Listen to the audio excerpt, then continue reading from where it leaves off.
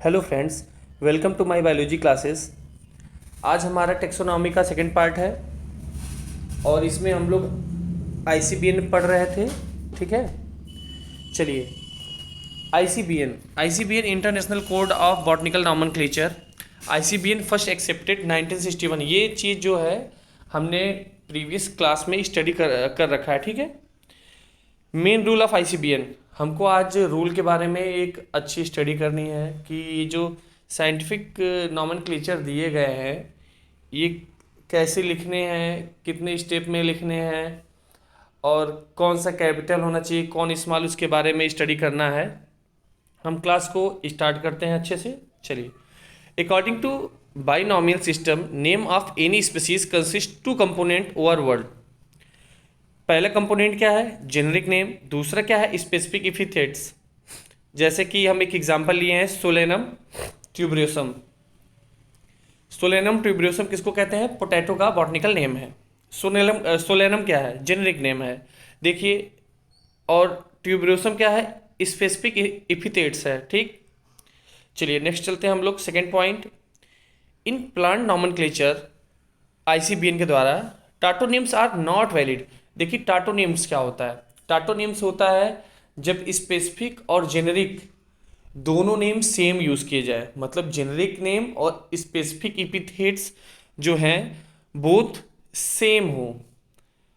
जैसे नाजा नाजा, तो ये हो गया टाटोनिम्स। लेकिन ये सिर्फ और सिर्फ एनिमल में वैलिड है, प्लांट में नहीं। तो प्लांट नॉमेनक्लेचर में टाटोनिम्स नॉट वैलिड। ओके। और जैसे कि अगर प्लांट में हम मैंजीफेरा लिख दें तो ये वैलिड नहीं है, ये गलत है। मैंजीफेरा इंडिका ये वैलिड है। ये दोनों नाम रिपीट नहीं होंगे। जेनेरिक नेम और स्पेसिफिक एपिथेट्स प्लांट में डिफरेंट है लेकिन एनिमल में सेम है। एग्जांपल देखिए, नाजा नाजा क्या इंडियन कोबरा है, रेटस रेटस रैट है। ठीक है। और ये जो टाटोनिम्स है ये किसके द्वारा दिया गया था? आईसीजेडएन के द्वारा। ये क्या? International code of zoological nomenclature. चलिए तीसरा चलते हैं हम लोग क्या पढ़ रहे हैं, आपको इतना तो पता है ना हम लोग क्या पढ़ रहे हैं। देखिए फिर से हेडिंग देख लीजिए, मेन रूल ऑफ आईसीबीएन। तो हम लोग उसका पूरा स्टेप बाय स्टेप कितने पॉइंट्स हैं पूरा एकदम डिस्कस करेंगे। कंप्लीट नोट्स आपको मिलेगी जो भी मिलेगी। ओके, चलिए थर्ड पॉइंट। इसमें थर्ड पॉइंट में बात किया है कि जो जेनेरिक नेम यूज करते हैं उसका पहला लेटर जो है वो कैपिटल होगा और स्पेसिफिक एपिथेट्स का पहला लेटर जो होगा वो स्मॉल होगा। जैसे मैंजीफेरा इंडिका में एम कैपिटल है, इंडिका में आई स्मॉलर है। ठीक है। लेकिन जब स्पेसिफिक, समझ रहे हैं, स्पेसिफिक नेम के बेस पे और पर्सन का नाम यूज़ किया जाए, जैसे कि मान लीजिए कि किसी ने किसी चीज़ की डिस्कवरी की है, मैंजीफेरा इंडिका ही मान लीजिए, तो जिसने मैंजीफेरा के को देखा, उसका क्लासिफिकेशन सब दिया, वो साइंटिस्ट, उसका नाम जो जब भी लिखा जाएगा तो वो कैपिटल लेटर में लिखा जाएगा। जैसे देखिए पंक्ति लिखा है आगे, क्या लिखा देखिए, लेकिन specific name is based on the name of person, it's first letter should be capital. Okay. Fourth point common sense है, इसको ध्यान से देख लीजिए। When written with free handed और typed, then generic name and specific epithets should be separately underlined. Okay, but during the printing, जब printing करवा रहे हैं, name should be italic to indicate their Latin origin. ठीक। Fifth point क्या है? Name of scientist. अभी मैंने बात किया, बताया आपको, अगर साइंटिस्ट अपना नाम लिखना चाह रहा है, मान लीजिए किसी ने मैंगो प्लांट का बॉटनिकल नेम दिया, मैंगो प्लांट को देखा सबसे पहले, वो उसमें अपना नाम देना चाह रहा है, तो कैसे देगा? इसको देखिए, name of scientist should be written in short after the specific name. Specific epithets के बाद ही उसको एक छोटे दो, अब ये नहीं है कि कैरोलस लीनियस इतना बड़ा नाम पूरा लिखना, कुछ नहीं, शॉर्ट नेम, एकदम शॉर्ट। जैसे देखिए मैंजीफेरा इंडिका, मैंजीफेरा क्या है? जेनेरिक नेम है। इंडिका क्या है? स्पेसिफिक एपिथेट्स है। और लीन क्या है? ये लीनियस, लीन मतलब लीनियस साइंटिस्ट का नेम है। 3 to 4 लेटर में में लिखा जा सकता है। 6 पॉइंट देखिए क्या है, साइंटिस्ट नेम। अब ये साइंटिस्ट नेम जो है देखिए कैसे, उसको कैसे लिखना है। नाइदर अंडरलाइन, इसको अंडरलाइन नहीं करना है, nor written in italic, italic में नहीं लिखना है, बट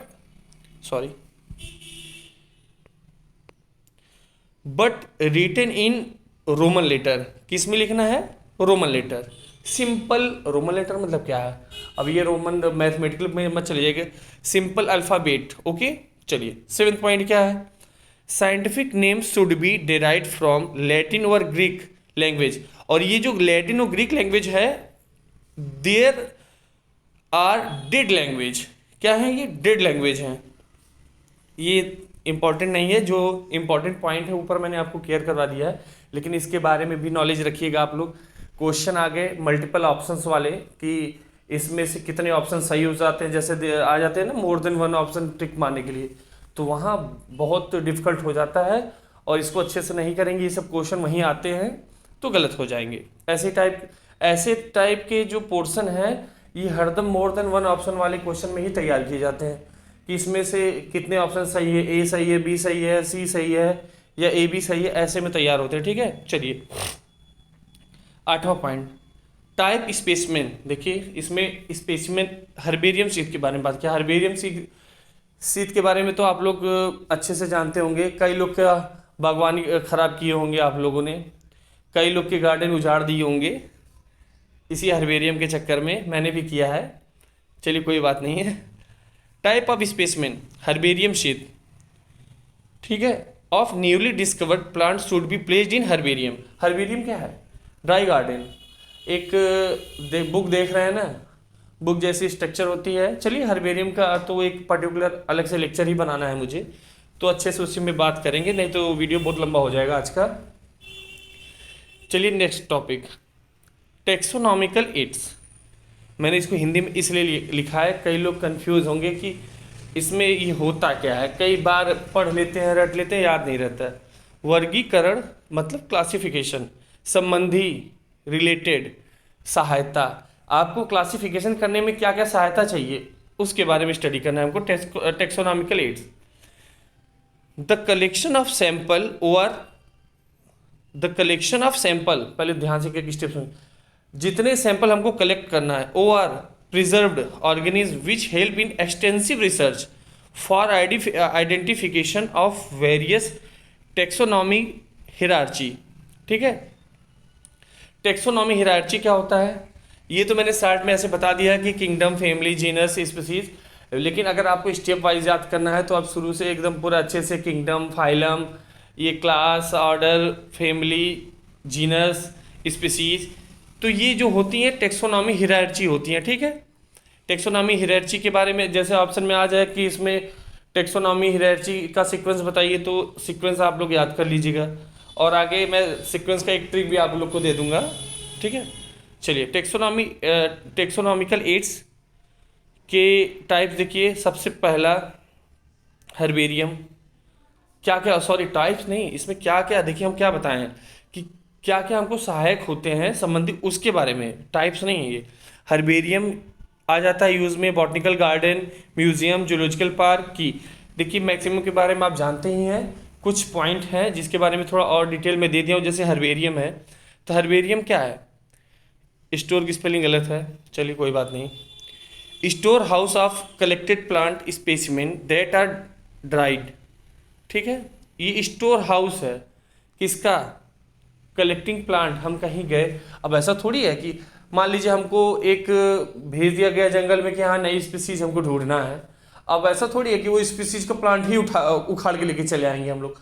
हम उसके कुछ मार्फोलॉजिकल कैरेक्टर को मद्देनजर रखते हुए कुछ उसके लीव्स, स्टेम्स, ये सब ले आके उसको ड्राई कंडीशन में करके, जैसे किताब के बीच में एकदम चिपका के इसको कुछ दिन रखेंगे, जो ड्राई हो जाए उसके बाद हर्बेरियम में रखा जाता है।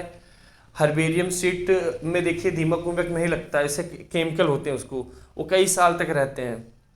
उसके बाद उस प्लांट का नॉमेनक्लेचर से लेके आइडेंटिफिकेशन, कहाँ से लाए हैं, किस प्लेस से लाए हैं, वो सब लिखा जाता है।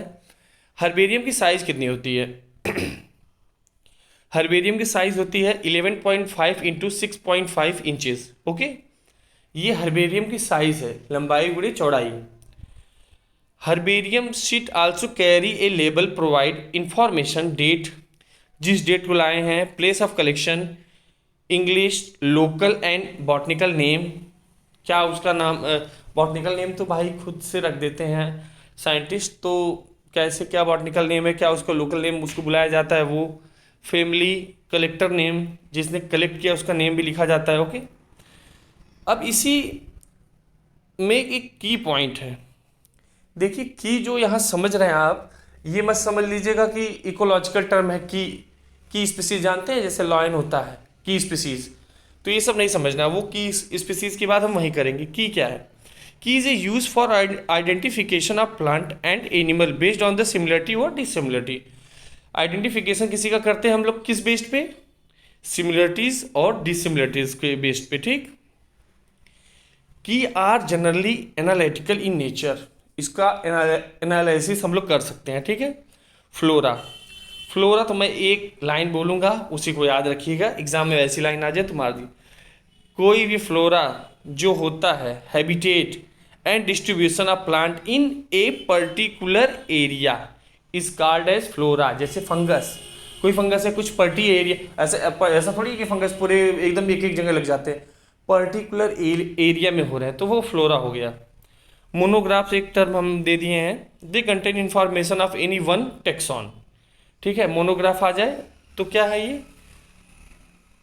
इंफॉर्मेशन देता किसके बारे में? एक टेक्सॉन के बारे में, ठीक।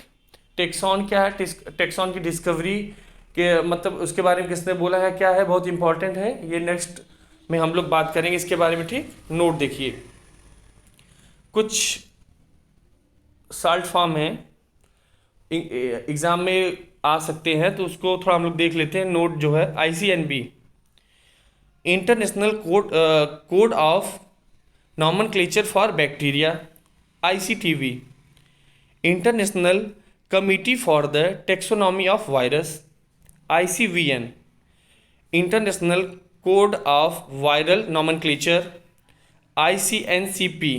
देखिए इसको पढ़ लीजिएगा, याद कर लीजिएगा, क्वेश्चन कहीं से भी आ सकते हैं, इसलिए मैं नहीं चाहता कि आपका सिलेक्शन किसी भी तरफ से रुके, तो मैं जो छोटे छोटे पॉइंट भी है उसको भी ढूंढ के यहाँ डाल दिया हूँ कि आप धीरे धीरे देखिए। अब एक जगह उठा के मैटर पूरा कर दूंगा तो आप बोर होने लगेंगे। अब यही साल्ट फार्म है, फुल फार्म, इनका पूरा एक जगह पूरा लिस्ट बना के दे दूँ 200 300 तो याद नहीं होंगे। छोटे छोटे जगह मैं हर चीज़, हर छोटे छोटे टॉपिक को कहीं ना कहीं मैं डाल देता हूँ, जिससे आपको इजी वे में याद हो जाए, रिकॉल हो जाए। पेज भी याद होना बहुत ज़रूरी रहता है कि हाँ इस पेज पे यहाँ मैंने ये पढ़ा था, तो कभी कल ऐसे भी क्वेश्चन आप कर लेते हैं। चलिए, ICNCP international code of nomenclature for cultivated plant. Okay, इसको याद कर लीजिएगा स्क्रीनशॉट लेके आप। चलिए, हमारा बाइनॉमियल सिस्टम खत्म, अब हम आते हैं ट्राइनॉमियल सिस्टम पे। Trinomial system proposed by Huxley and Strickland, ठीक। डिस्कवरी किसने किया था, प्रपोज किसने किया था, टर्म किसने दिया था, ये सब चीज़ मैंने आपको शुरू में बता दिया, आपको याद रखना है। ट्राइनॉमियल सिस्टम नाम से पता चला, तीन नाम पद्धति, हिंदी भी याद आ गया मुझे, ठीक है। चलिए, प्लांट और species is composed of 3 name. Generic name पता ही आपको है, स्पेसिफिक नेम जो है, स्पेसिफिक एपिथेट्स वो भी आपको पता है। अब इसमें तीसरा आ गया सब specific name, name of varieties. एक ही स्पीसीज है, एक ही जीनस की एक ही स्पीसीज है, लेकिन उसमें भी वेराइटीज़ है। जैसे गोभी देखे ना आपने, पत्ता गोभी, फूल गोभी, एक वो ग्रीन कलर की आती है जिसके ऊपर थोड़ा थोड़ा पर्पल दिखता है, तो वो नॉलखॉल जिसको बोलते हैं हम लोग। चलिए, ब्रेसिका ओलरेसी बोट्राइटिस, ठीक है। ब्रेसिका क्या है? Generic name. ओलरेसी क्या है? Specific epithets. ब्रोटाइटिस क्या है? सॉरी, हाँ, तो ये एक वैरायटी है, ठीक। किसकी वैरायटी है? कॉलीफ्लावर, ठीक। चलिए, ब्रेसिका ओलेसिया सब में, तीनों में कॉमन ही है, आपने देख लिया है। एक में है बोट्राइटिस, दूसरे में है कैपिटाटा, तीसरे में है काउलो और आपा, ठीक है। जिसका नाम आगे मैंने लिख दिया है, कैबेज नॉलखॉल, ठीक। इसको भी आप एक बार देख लीजिएगा। चलिए, अब हम चलते हैं, नेक्स्ट टॉपिक हमारा आ गया है क्लासिफिकेशन, नॉमेनक्लेचर क्लासिफिकेशन, तीसरा पॉइंट, ठीक। क्लासिफिकेशन क्या है? Biological classification. According to APD Candolle classification is two type. Classification किसके अनुसार से? APD कंडोले के द्वारा। Empirical classification, rational classification. पहले हम इम्पेरिकल क्लासिफिकेशन के बारे में पढ़ लेते हैं। ये क्या है? एक्चुअल नेचर और character of plant is not consider. इसमें जो प्लांट के एक्चुअल नेचर होते हैं, करेक्टर होते हैं, उसको कंसीडर नहीं किया जाता है। नाम से देखिए, इसमें इम्पेरिकल, याद करिए, इम्पेरिकल, अल्फ़ाबेटिकल। इसमें प्लांट का जो क्लासिफिकेशन किया जाता है किसके बेस पे किया जाता है? Alphabetical order. इसका की पॉइंट जो इंपॉर्टेंट है, एग्जाम में आता है, अगर आ गया कि इम्पेरिकल क्लासिफिकेशन ऑप्शन में आ गया तो आपको बस अल्फ़ाबेटिकली जिसका क्लासिफिकेशन हो उसी को हम लोग इम्पेरिकल क्लासिफिकेशन कहेंगे। ओके, चलिए आते हैं नेक्स्ट पे, रेशनल क्लासिफिकेशन। ये क्या है? Plant classified on the basis of their actual character और नेचर। रेशनल क्लासिफिकेशन 4 टाइप्स के होते हैं। पहला प्रैक्टिकल क्लासिफिकेशन, दूसरा आर्टिफिशियल क्लासिफिकेशन। प्रैक्टिकल से आप क्या समझ पा रहे हैं? किसी चीज़ को प्रैक्टिकल करके उसके फ़ायदा नुकसान, मतलब क्या हो रहा है, जो यूज़ आ रहा है। प्रैक्टिकल मतलब हम जब करके ही देखते हैं तभी हमको पता चलता है कि प्रैक्टिकल क्या है। तो प्रैक्टिकल क्लासिफिकेशन क्या है? इसमें क्या होता है? Plant are classified on the basis of economical important. किसी चीज प्लांट के इकोनॉमिक इम्पॉर्टेंस के अनुसार हम प्रैक्टिकल क्लासिफिकेशन पढ़ते हैं। ठीक है, जैसे एग्जांपल, नहीं सॉरी, इसमें पहले देखिए क्या लेते हैं। Morphological of plant not consider. इसमें प्लांट के मार्फोलॉजिकल का कोई यूज़ नहीं है। एग्जांपल देखिए क्या है, जैसे अभी यहीं से याद हो जाएगा, यही इंपॉर्टेंट है, इसी चीज़ को आप पढ़ लीजिएगा बस। ऑयल यील्डिंग प्लांट, हमको पता होना चाहिए ना कि ऑयल यील्डिंग प्लांट कौन है। तो उस बेस पे जैसे देखिए, ऑयल यील्डिंग प्लांट कौन है उसको अलग कैटेगरी में दे रहे हैं, फाइबर यील्डिंग प्लांट को अलग कैटेगरी में, मेडिसिनल प्लांट को अलग कैटेगरी में। तो ऐसे इस बेसिस पे इनको क्लासिफाइड किया गया है। ठीक है, नॉट मार्फोलॉजिकल, ये नहीं कि उनको देख के मार्फोलॉजिकल टर्मोलॉजी, उनका पूरा बाहरी स्ट्रक्चर देख के उनको क्लासिफाइड, इसमें ये चीज़ यूज़ नहीं होता है। इसमें उनके इकोनॉमिक इंपॉर्टेंट के बेस्ड पे उनको कैटेगरी में क्लासिफाइड किया जाता है। ठीक है, चलिए ऑयल यील्डिंग प्लांट क्या है? कोकोनट, वालनट, सोयाबीन, आप जानते ही हैं अच्छे से, और इसको अच्छे से याद भी कर लीजिएगा। इकोनॉमिक इंपॉर्टेंट आपके एग्जाम में भर भर के क्वेश्चन आते हैं, और यहाँ से तो जरूर एक, मतलब ये है ना, medicinal plant, fibre yielding plant और ऑयल यील्डिंग प्लांट, यहाँ से तो 3-4 क्या 5-6 क्वेश्चन भी कभी काल आ जाते हैं। चलिए फाइबर यील्डिंग प्लांट, जूट बहुत फेमस क्वेश्चन है, कॉटन बहुत फेमस क्वेश्चन है, मेडिसिनल प्लांट रोल्फिया बहुत इंपॉर्टेंट है, सिंकोना मलेरिया बहुत इंपॉर्टेंट है, यूकेलिप्टस। ओके, चलिए दूसरे पे चलते हैं हम लोग। 4 टाइप के रेशनल क्लासिफिकेशन थे। दूसरा क्या है? आर्टिफिशियल। आर्टिफिशियल में जब भी आ जाए आर्टिफिशियल से देखिए एक ही क्वेश्चन आता है और बहुत इंपॉर्टेंट है। क्लासिफिकेशन जो है, आर्टिफिशियल क्लासिफिकेशन किसने प्रपोज किया था? लीनियस ने। ये चीज़ एकदम अच्छे से याद कर लीजिएगा आप लोग। चलिए अब शुरू से चलते हैं। जो आर्टिफिशियल, नाम से पता चल रहा है आर्टिफिशियल शब्द यूज हो रहा है। Character classification based on 1/2 morphological character. देखिए जब भी क्लासिफिकेशन हम मार्फोलॉजिकल करेक्टर के बेस पे करते हैं वो ज़्यादा स्टेबल नहीं होता है। मार्फोलॉजिकल चीज़ हरदम चेंज होती रहती है, इन्वायरमेंट फैक्टर का। हमें जब भी क्लासिफिकेशन, हमारा बेस्ट क्लासिफिकेशन क्या होता है?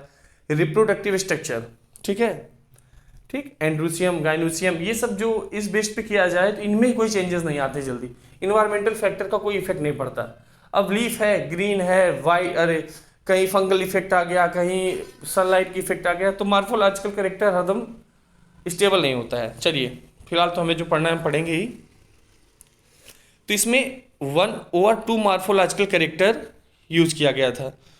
ओवल आर, देखिए 1/2 मार्फोलॉजिकल करेक्टर किसमें? आर्टिफिशियल क्लासिफिकेशन में। या तो हम जैसे कि क्या चूज कर लें, लीफ ले रहे हैं तो स्टेम ले लिए, बस 2 करेक्टर। और ये नहीं है कि हम पूरा ओवरऑल करेक्टर लेके बात करेंगे, कभी नहीं करेंगे। तो देखिए सेकंड पॉइंट क्या है? Overall morphological character not consider. ठीक, classification proposed by Linnaeus is artificial. Linnaeus classification plant kingdom on the basis of only 2 character. क्या लीनियस ने 2 करेक्टर क्या लिया था? Stamen and carpel. चलिए on the basis of stamen and carpel Linnaeus classified plant kingdom into 24 classes. बहुत खास important नहीं है, ऊपर का जो लाइन इंपॉर्टेंट था, classification proposed by Linnaeus is artificial. Artificial classification किसने दिया था? लीनियस ने दिया था। तो जो 24 क्लासेस हैं वो क्या है, देखिए पूरा 24 तो याद होंगे नहीं और ना एग्जाम में आते हैं, तो कोई ज़रूरत नहीं है। पहला देख लीजिए, मोनेंड्रिया, एंड्रिया, एंड्रूसियम, स्टेमन, ठीक है। मोनेंड्रिया, मुंह मतलब एक, डाई मतलब दो, ट्राई मतलब तीन, तो 1 स्टेमन 2 स्टेमन, ठीक। नॉन्ड्रिया, इसको हम लोग कहते हैं क्रिप्टोगेमिया। क्रिप्टोगेमिया क्या होता है? क्रिप्टोगेमिया टर्मिनोलॉजी जहाँ भी आ जाए मतलब नॉन फ्लावरिंग प्लांट। कौन से plant? Non flowering plant. Gymnosperm क्या है? नॉन फ्लावरिंग प्लांट है। एंजियोस्पर्म क्या है? फ्लावरिंग प्लांट है। उसके बारे में आगे बात करेंगे। चलिए नेक्स्ट, नेचुरल क्लासिफिकेशन इंपॉर्टेंट है। नेचुरल क्लासिफिकेशन में हम कंप्लीट मार्फोलॉजिकल कैरेक्टर यूज करते हैं। आर्टिफिशियल में कितने थे? 2। नेचुरल में कंप्लीट मार्फोलॉजिकल कैरेक्टर यूज किया जाता है। स्टेम, रूट, लीफ, फ्लावर, सब। ये नेचुरल क्लासिफिकेशन कैसा क्लासिफिकेशन है? बेस्ट क्लासिफिकेशन है। एग्जाम में ऐसे ही क्वेश्चन आते हैं। बेस्ट क्लासिफिकेशन किसको कहते हैं हम लोग? नेचुरल क्लासिफिकेशन को। ओके, नेचुरल क्लासिफिकेशन 2 टाइप के, natural formal, natural phylogenetics. Okay, चलिए नेचुरल फॉर्मल, ये जो है ये फाइलोजेनेटिक्स, इसमें फाइलोजेनेटिक का कोई यूज़ नहीं है, मतलब the phylogeny of plant is not consider, only morphological plant consider. Same as ऊपर की तरह बात कर रहा है, इसमें कुछ नया आया नहीं। आर्टिफिशियल करेक्टर मतलब बस इसमें यह है कि लगभग सभी मार्फोलॉजिकल करेक्टर यूज़ कर रहा है, लेकिन सिर्फ वही कर रहा, कुछ एडवांसमेंट नहीं आया। लेकिन नेचुरल फाइलोजेनेटिक्स में देखिए, both morphological and phylogeny are considered. Phylogeny आ गया। फाइलोजेनी मतलब क्या है? फाइलोजेनी कहीं भी टर्म आ जाए इवोल्यूशनरी कॉन्सेप्ट बेस्ड हो जाता है। आगे देखिए, नीचे हम इसके बारे में बताए हैं। Note, phylogenetics classification are also cladistic classification. Okay, this phylogenic क्या है देखिए, पहले आता है थैलोफाइटा। हम बहुत, ये जो आप देख रहे हैं ये अभी बेसिक शुरू हो रहा है। हम फाइलोजेनी हमारा आगे जाके धीरे धीरे अलग साइंटिस्ट ने उसको धीरे धीरे चेंज करते रहे। हमें सबसे अभी प्रेजेंट टाइम किसका मान्य है? आर.एच. व्हिटेकर क्लासिफिकेशन जो है, ठीक है। तो इसमें क्या है इनका नेचुरल क्लासिफिकेशन का? थैलोफाइटा आया, फिर ब्रायोफाइटा, ब्रायोफाइटा और एडवांस हुआ तो टेरिडोफाइटा हो गया।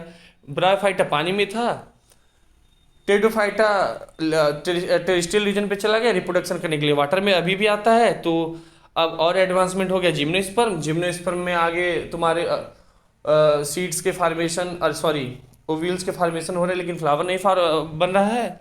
और एंजियोस्पर्म फ्लावरिंग प्लांट आ गया, ठीक है, मोस्ट एडवांस प्लांट। चलिए, चौथा है हमारा लोग का न्यूमेरिकल क्लासिफिकेशन।